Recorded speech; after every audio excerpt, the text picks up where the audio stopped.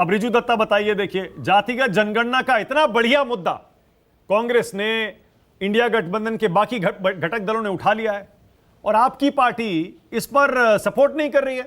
क्यों नहीं अपने राज्य में भी आप ऐलान कर देते कि हम भी कराएंगे जातिगत जनगणना? केंद्र सरकार पर, बीजेपी पर और दबाव बनेगा। देखिए मानक जी, पहली बात तो यह है कि ये जो इंडिया गठबंधन है, हम एक परिवार जैसे हैं। परिवार में भी तो अपनी बात रखने की जगह होती है। हम तो नॉर्थ कोरिया में नहीं रहते, एक लोकतंत्र में है और हमारी गठबंधन में भी लोकतंत्र है। तो हम सब अपने अपने विचारधारा है, उसको लेके आगे बढ़ रहे हैं। बट मैं आपका ये जो कार्यक्रम जब शुरू हुआ तो बीजेपी के जो प्रवक्ता है उनकी कुछ बातों पे मैं गौर कर रहा था। इजराइल पैलेस्तीन, अच्छा मुस्लिम तुष्टीकरण, अच्छा उन्होंने फिर क्या कहा कि ये फलानी बातें, ये बातें, हम लोग क्या नफरत के बीच इंडिया गठबंधन में है, इंडिया अलायंस है, ये सब बातें उन्होंने कही। तो क्या हम अभी बीजेपी को बीजे पार्टी बोलने लग जाए? थोड़ा ये तो समझना पड़ेगा ना कि कहां से बोल रहे हैं। दूसरी बात, वो बोल रहे हैं मुस्लिम तुष्टीकरण कर रहे हैं, हमास तो आप ये नहीं कर रहे, वो नहीं कर रहे। अच्छा मैं आपको पूछना चाहता हूं, अगर इंडिया अलायंस मुस्लिम तुष्टीकरण करती है तो देश के प्रधानमंत्री जो बीजेपी के सबसे बड़े नेता है, वो तो दिन रात 24 घंटे हिंदू तुष्टीकरण कर रहे हैं, जो हमारे संविधान के खिलाफ है।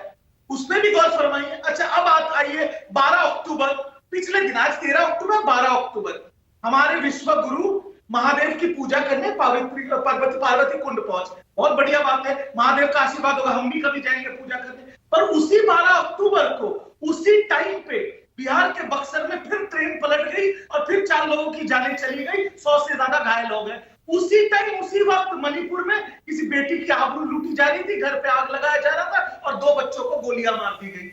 ये है हाल देश का, और ये कह रहे हैं हमें बड़ी बड़ी बातें। आप एक चीज सोचिए मानक जी, ये जो इंडिया अलायंस है, इसमें जितने भी सहकारी पार्टियां हैं वो सब एकजुट है अभी तक।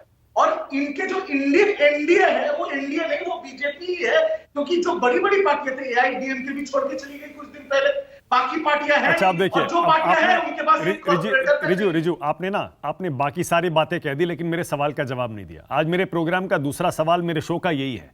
उदयवीर सिंह बैठे हैं, समाजवादी पार्टी का स्टैंड आपको पता है जातिगत जनगणना पर? बिहार की सारी पार्टियों का स्टैंड आपको पता है जातिगत जनगणना पर? कांग्रेस पार्टी का स्टैंड आपको पता है? महाराष्ट्र की पार्टियों का स्टैंड आपको पता है? सिर्फ एक ममता बनर्जी की पार्टी यानी आपकी पार्टी जातिगत जनगणना पर, इतने बड़े मुद्दे पर बीजेपी को घेरने के लिए जो उनको मिला है, उसमें क्यों पेंच फंसा रहे हैं? नहीं, आपको किसने कहा कि हम स्टैंड के साथ नहीं है?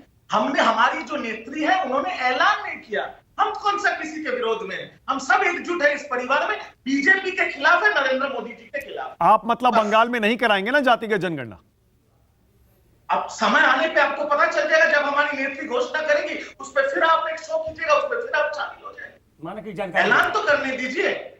अच्छा ओके, सुकेश क्या कह रहे हैं? रिजू दत्ता को एक जानकारी दे दूं, उन्हें मालूम होगा, बहुत सेलेक्टिवली हाइड कर लेते हैं पार्टी के प्रवक्ता चीजों को। जो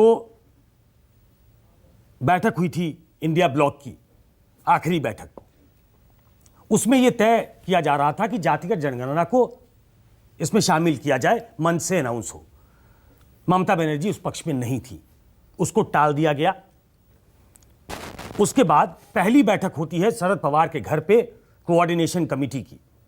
कोऑर्डिनेशन कमेटी की बैठक में अभिषेक बैनर्जी नहीं आए थे। एक सिंबॉलिक, चूंकि उनको ईडी ने सच सम्मन कर लिया था, तो एक सिंबॉलिक की कुर्सी रखी गई थी, उनका नाम लिखा गया था ताकि ये लगे कि इनको रोका गया है, इनको आना था। उसमें यह कहा गया दूसरी तरफ से कि इस बैठक में इस पे चर्चा न हो।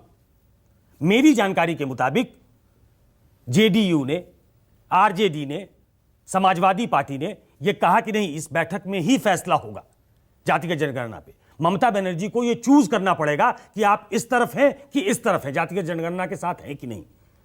और उसमें ऑथराइज किया गया कि मल्लिकार्जुन खड़गे अध्यक्ष के तौर पे ये लिखें कि जातिगत जनगणना के हम पक्ष में हैं। उन्होंने प्रधानमंत्री को चिट्ठी लिखी। तो एक तरीके से जो स्टैंड था टीएमसी का, स्टैंड न लेने का स्टैंड, उसको कन्फ्रंट किया गया और इनके न चाहने के बावजूद उसमें जातिगत जनगणना जोड़ा गया। ये फैक्ट है। ओके, अजय आलोक कुछ कहना चाह रहे हैं, उसके बाद आ रहा हूं उदयवीर सिंह।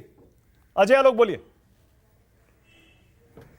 मैं मैं दो बातें बस कहना चाहूंगा। सबसे पहली बात कि राज्य सरकार जातिगत जनगणना करवा ही नहीं सकती। बिहार ने भी जो करवाया है वो जातिगत सर्वे है। ओके। तो जनगणना चलिए, कास्ट सर्वे कह लीजिए। जरूरत नहीं है, किसी भी राज्य सरकार को अधिकार नहीं है। वही मैं कह रहा हूं कि जातिगत जनगणना कोई राज्य सरकार नहीं करवा सकती। दूसरी बात कि जो सबसे ज्यादा जातिगत जनगणना जाति कितनी जाति है, मैं ओबीसी पता करके रहूंगा। तो जरा इंदिरा गांधी की बातें सुन ले थोड़ा, क्या बोलती थी वो जात के बारे में, और राहुल गांधी आज क्या बोल रहे हैं। जिसको अपने धर्म का पता ही नहीं है वो चला है जाति गिनने। यही तो हाल हो गया कांग्रेस पार्टी का, ना आगे ना पीछे पगा, और बीच में खाली झूलते रहते हैं बिना मतलब। पर्सनली उदयवीर सिंह, पर्सनल कहां कर रहा हूं नहीं, मैं पर्सनल नहीं कर रहा हूं। जो बात डोमेन में, नहीं, जो बात डोमेन में, मैं वही कह रहा हूं। पर्सनल क्या बोला है मैंने? नहीं, पर्सनल